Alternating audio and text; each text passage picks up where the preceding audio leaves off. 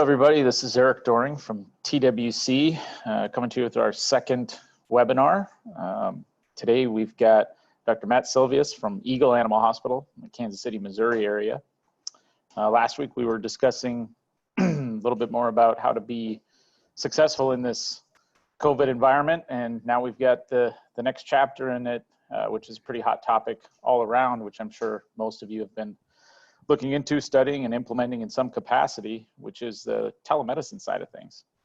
So, Dr. Silvius, could you give us a little bit of rundown on why telemedicine has become such an important part of your guys' practice? Sure, absolutely. No, thanks for the intro.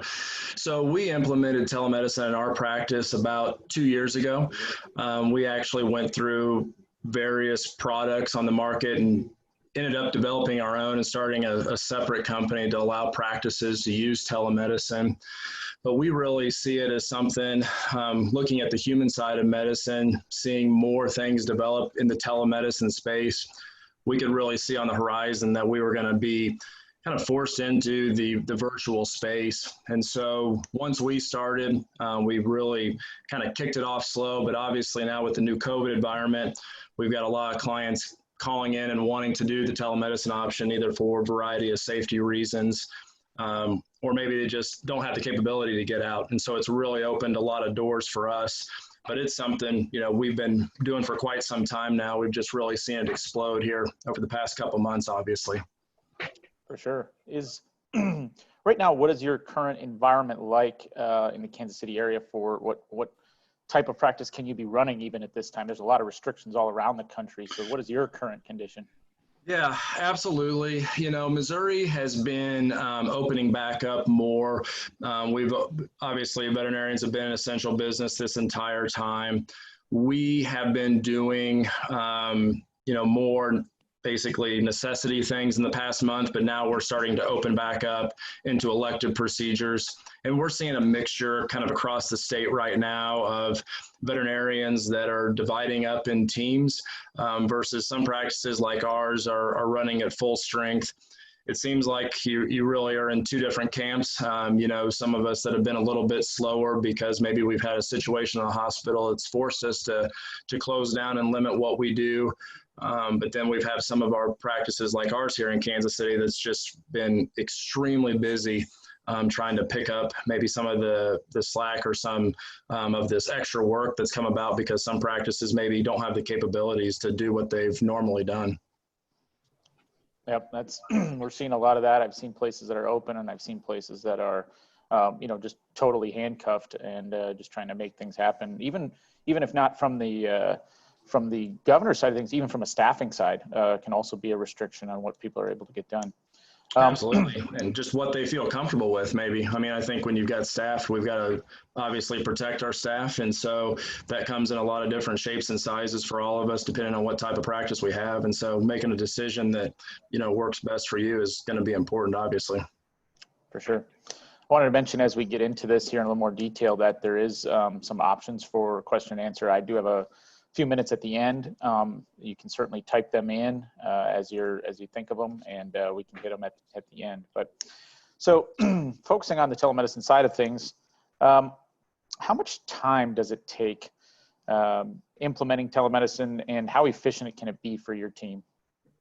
Absolutely. I think when people hear telemedicine, I think a lot of us, from the veterinarians that I talk to and implement with, I think it's an overwhelming feeling, but it doesn't necessarily have to be. I think there's a variety of different platforms and capabilities out there, all the way from free options with Zoom like this to some more professional options that are paid for services that are very easy to start.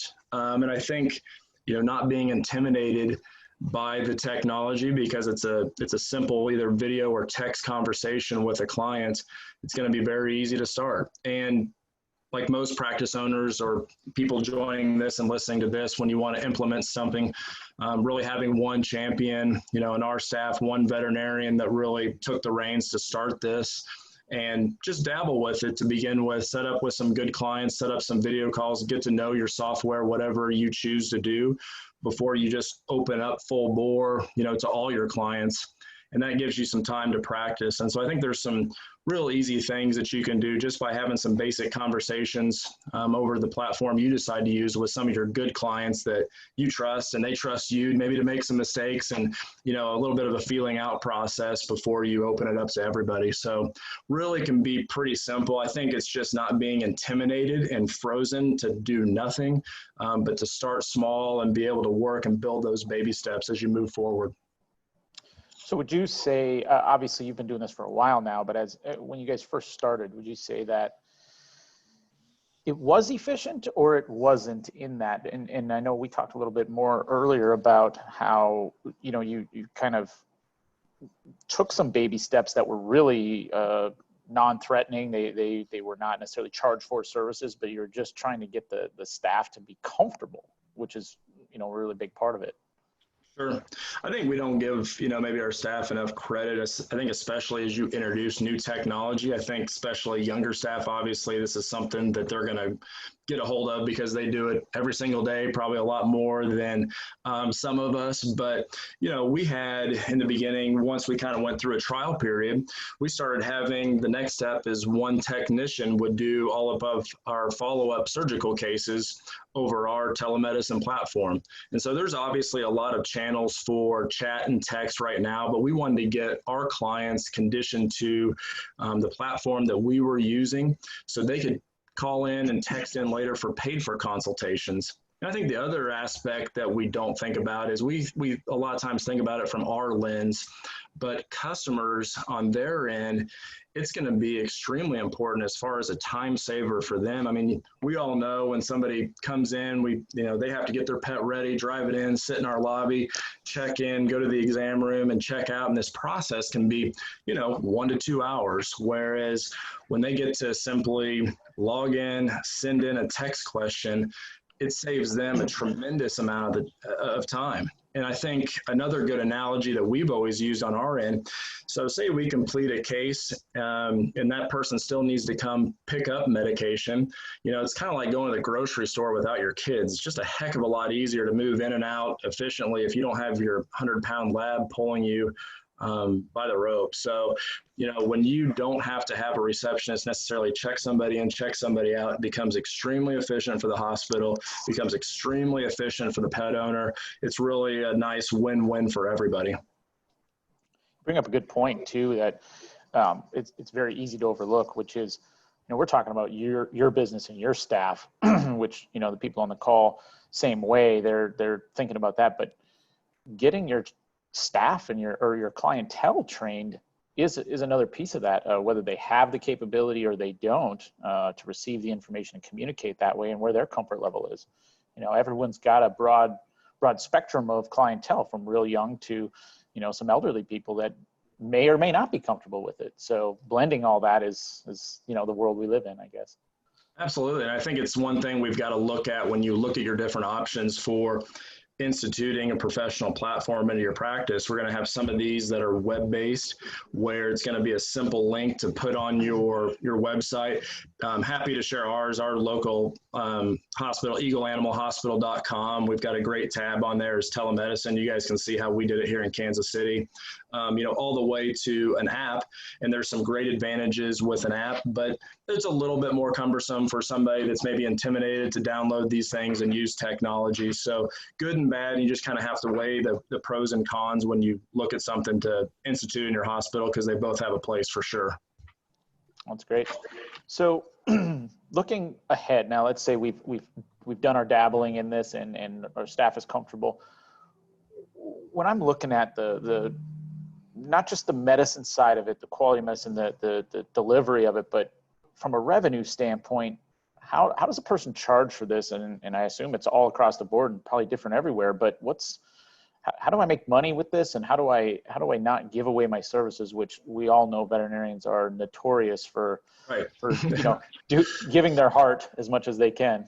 Yes, we love to give away free stuff, but I think we forget how valuable we are to our customers. And and what a customer is willing to pay. So we're seeing this across the board, across the country. I'm seeing people do this different ways.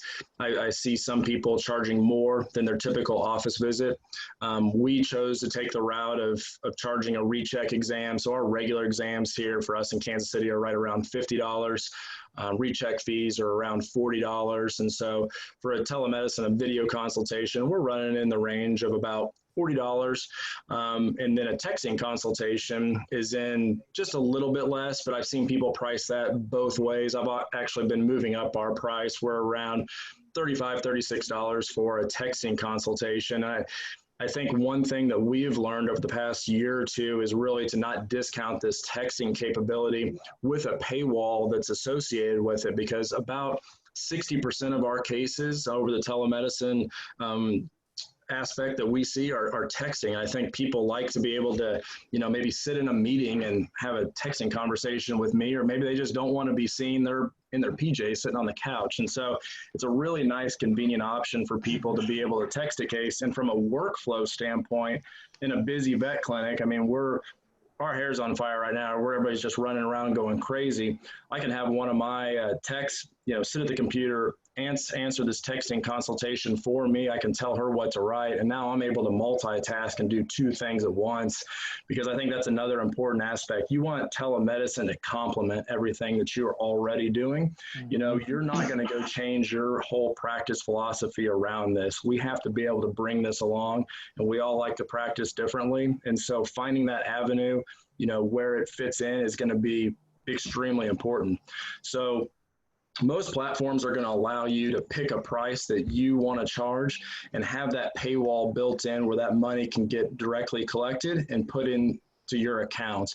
I think it's important to look at the different fee structure. We have some platforms that were brought over from the human side that are very expensive monthly fees.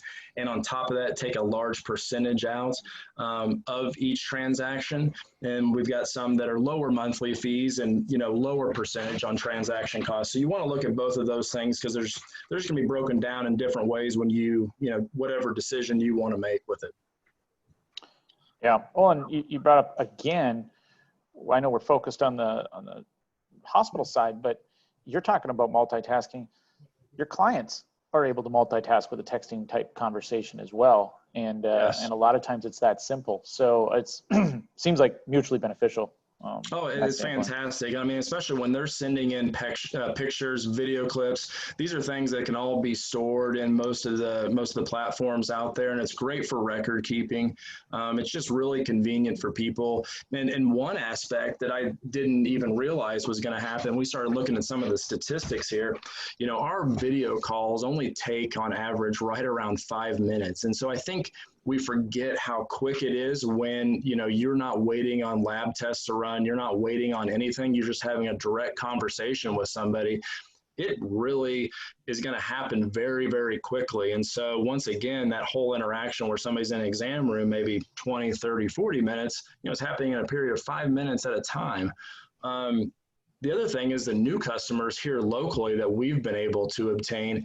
Out of all of the texting and video calls that we have done, 10% of those have been from customers that have never been to us and have lived in the local area and then started coming here as new clients. So it's really hard to fully quantify everything that it's doing for us, because we've obviously got the direct income that's coming in from it, but all of these other secondary things that are happening around it, and just the wow factor that, hey, Eagle Animal Hospital's got telemedicine, that stuff starts to be discussed in the community and has really helped us continue to build our reputation. And so there's just a lot of things that you want to look at, and so many of our colleagues are just kind of against it because we're scared of it maybe a little bit. We don't know what to do, and we talk about all the things that you can't do over telemedicine, but there's just a lot of good that's out there that if people start to look at that, there's going to be some big benefits for their clinics.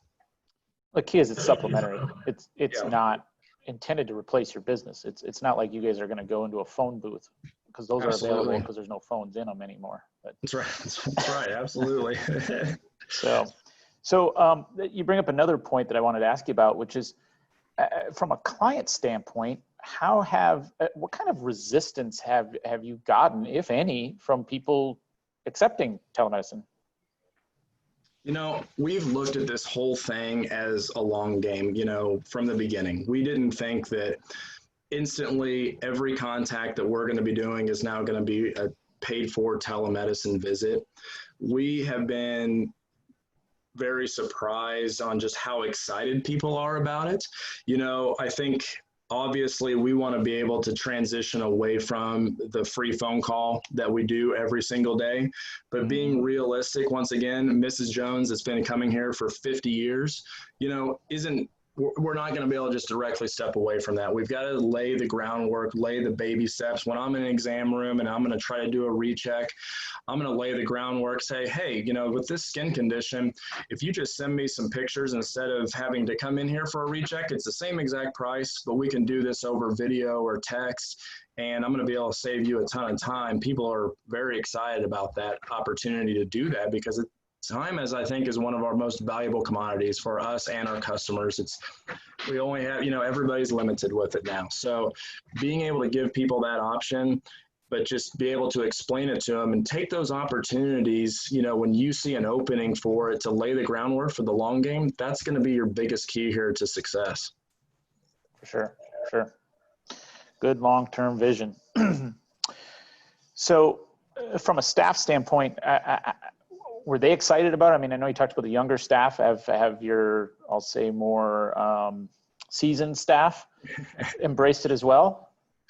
Absolutely. I think they, you know, they see the good that it does for people. And so even if they know that this isn't a big strength of theirs, you know, it's like me for Snapchat. Everybody, all my younger staff make fun of me because I'm not on Snapchat and don't do it, you know, so they tease me about it. But obviously I recognize how important of a space that is, you know, especially for some of the younger clientele. So, you know, can I say that 100% do we have people that want to participate in it? No, you know, we don't, but I think they all recognize the end goal that we're trying to accomplish for our customers, and they're definitely behind that portion. But we have enough people, you know, on our team that's, you know, we're going to have those key people that really are able to handle it and take control of it for us. Yeah. So how about limitations? Tell me about where telemedicine can't fit, where it doesn't solve problems, and where, you know, we talk about that, and people like to use that potentially as an excuse, and we see it in all different areas where, you know, not just telemedicine, but what are some of the restrictions that you have found, whether it be from a legal standpoint or from a operational standpoint? Sure. So I think especially when you touch on the legal aspect, I think that's one of the other top questions that we get as we go across the country with this. And, you know, for the veterinarians out there that are participating and listening to this, you know, having an actual VCPR with somebody is going to allow you to diagnose and potentially treat that patient. And so when you get into veterinary client-patient relationship, this is going to be something that varies from state to state. And I think everybody needs to, you know, look into their state board rules, state licensing rules on what they're able to do. But as I've explained it to people, you know, here in Missouri, you know, to establish VCPR, we have had to see that patient face-to-face in a timely manner. And so I think this almost gets into even practice to practice philosophy. We read that as, you know, if we've seen somebody in the past year, we feel comfortable making a diagnosis or potentially a therapeutic plan for somebody because we have VCPR. Now, that's going to be situational to situational. If I haven't seen a dog in a year and they're coughing and having a hard time breathing, this is where we get into some of those limitations where we're going to need that patient to come in the hospital because I don't feel comfortable personally telling you it's plain kennel cough when you have a 14-year-old, you know, 10-year-old Cavalier King Charles that probably has a heart condition. But any recommendation I make, it's got to be defensible to our board. So if I have Mrs. Jones's normal allergic dog that I saw last month that has another flare up of a skin condition, yeah, I feel comfortable. Hey, let's have, a telemedicine visit. She wants me to look at something. Yes, I feel comfortable saying that looks like the reoccurring staph infection, Mrs. Jones. I'm going to have you come in and pick up some more Cephalexin and Apoquil. That's where I see the opportunity to implement it. So the legality portion is important. All these new customers that potentially contact you or want telemedicine that you've never seen, we're going to be able to offer general advice, or you'll even see it defined as tele-advice. And then if I need that customer to come in, how we handle it here at our facility, I credit our telemedicine visit towards their exam and have that person bring their dog down to us. And so we always want to be legal, obviously, with all of these things. And, you don't want to get caught in where your license is going to be put on the line. So VCPR is a big one, and people have to check with their state regulations on how they can handle it, especially now when there's even been some alterations to it. So it can be very confusing. So we have to look at that side. So that's that from the legal standpoint. When you get into the actual veterinary side, obviously, there's situations that we've got to have our hands on, we've got to have our ears on to listen, to figure things out. So once again, telemedicine is not the end all be all, fix it everything type of situation. It's an ancillary thing that enhances what we do on a day-to-day basis. How about the integration with your practice management software? Yeah.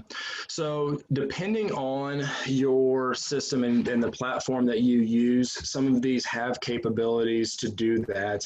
We're even seeing some different softwares, eVet Practice, they've got a telemedicine tab that they're going to have some capabilities to do that too. And so those capabilities are going to be out there. For the ones that I'm seeing people use that don't have full integration, we'll see them just go into the practice management software and just make a simple medical record note, or even if you're using paper records and wrote, had a telemedicine visit. And then the telemedicine systems themselves are storing a lot of the records that are out there. So once again, there's a lot of variations in that, but I wouldn't be apprehensive on, using a platform, even if it doesn't integrate. It takes me 5 seconds to make a simple note that if I need to refer back to later, I can go into my telemedicine platform and take a look at that. It's good. We did also talk earlier when we were, going over some of the different directions that we wanted to take this webinar. We're talking small animal, and we've focused on that because that's the vast majority out there. But it seems like it would be applicable as a time savings beyond just dogs and cats. Absolutely. Absolutely. I mean, I think we're seeing some mixed animal practices really start to implement this, and there's a variety of reasons you can get going down this with, but mixed animal practitioners, there's not as many of them out there. There's fewer and fewer every day, and they're trying to cover the same amount of ground. So it's going to open up a big opportunity for them. Instead of driving 40 miles, maybe they've got a customer that they can walk through a treatment of a pink eye, after seeing it with video or pictures, and be able to help with that. And then I think it gets into a really neat aspect, especially with after hours. And so many mixed animal practitioners, they take these phone calls for free, and being able to have a platform set up, even if you want to charge a minimal amount to weed through some of these incoming calls that happen every night, I think it's going to be a big asset to your clinic right away. And I think you'd be surprised, how many customers are willing to pay for that face-to-face interaction, or know that they get their doctor on the phone or through a text or through video after hours is very valuable. And veterinarians just really sell themselves short, on that. And that's a hard stigma to overcome. But I think telemedicine is finally that opportunity for all of us, to take and get back some of this revenue. But also remember, you're just adding a big value add, to your customer with that as well. And the other thing is, right now here in the Kansas City area, we have some issues with some of the specialty practices that are out there, see our customers after hours, and we'll hold that customer where we never even get to see them again for something extremely simple. So being able to hold somebody's hand when they have a bloody diarrhea, at 8:30, 9 o'clock, I can actually help triage that patient, make that customer comfortable with waiting the next that night and coming in to see our practice the next morning has extreme value. And that's something we started implementing in our practice about a month or two ago, and trying to just, once again, tippy-toe dabble into something. And it's been really well received by our customers too, knowing that they can get a hold of somebody. That's awesome. Well, I wanted to open up for any questions anybody has for Dr. Silvius.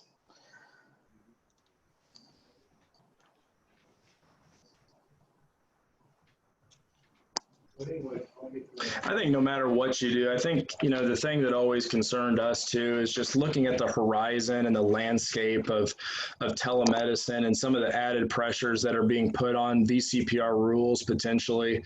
You know, I think privately in the telemedicine community, there's a big concern for a company like Chewy, you know, to go hire 1,000 veterinarians, and, you know, pets are never going to come back into the vet clinic again, and they're just going to be scripting out medications.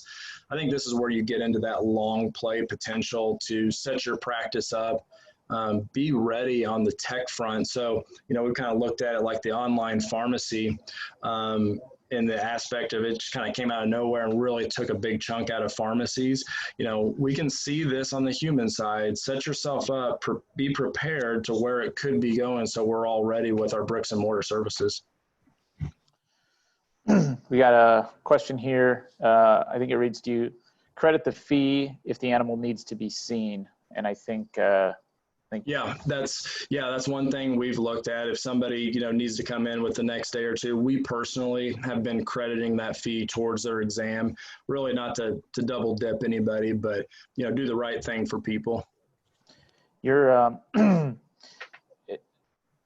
from what I understand is you're not really releasing control of, you know, from a costing and charging standpoint. Like, you're still in control of all of that, and that's why, you know, giving them the credit or whatever, you can massage that, you can give it away if you really want to. What we've been doing with a lot of our surgical rechecks, I mean, we do that all at no charge, you know, to a customer. But yeah, we all know we're going to have those situations where somebody just had surgery 3 days ago and they're concerned about the incision line.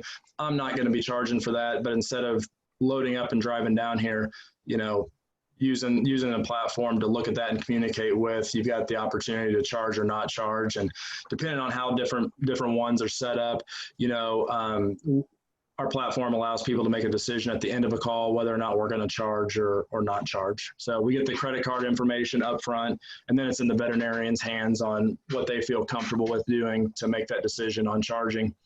You know, if anybody wants to check it out, shameless plug, independentvetnet.com is our company that we started Virtual Vets, our platform. But we really wanted to see the independent practitioner be able to succeed and really be able to brand a product to them. We didn't want to have them, you know, go download something with our name on it. We want to have ABC Animal Hospital be able to run ABC Animal Hospital's telemedicine platform. So we've really become the engine inside for these practices to get going. That's great. Any other questions out there from any of the attendees?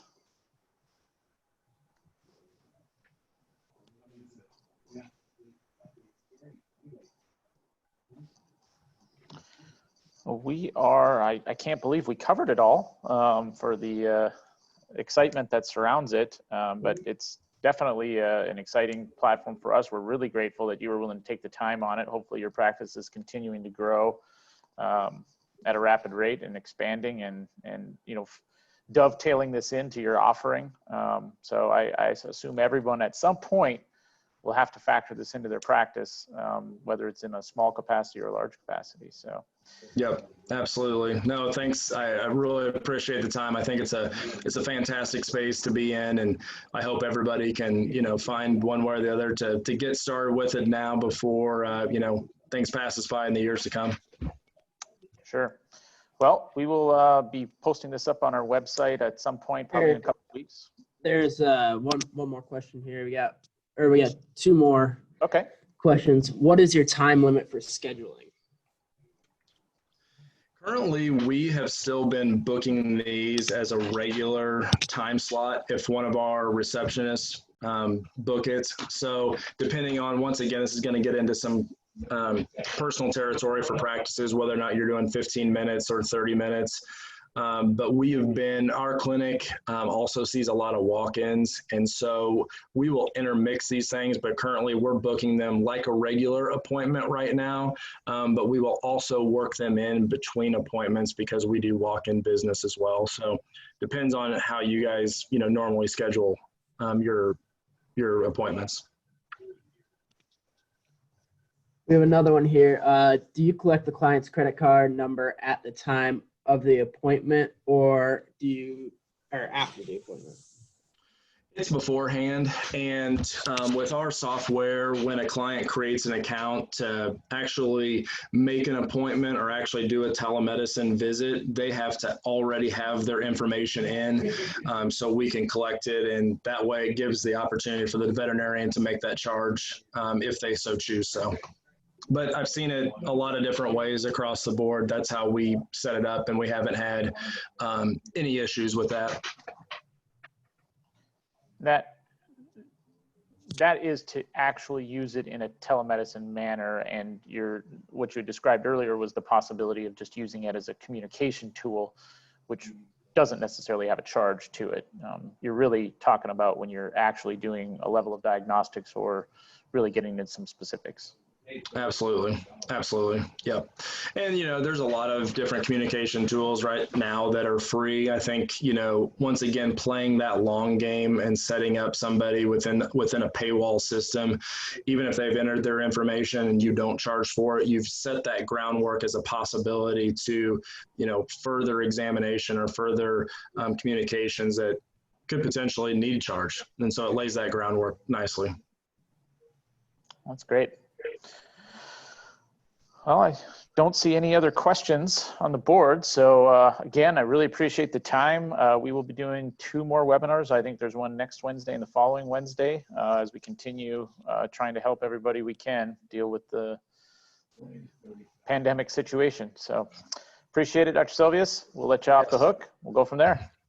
Thanks, guys. Thank you for everything you're doing. Thanks.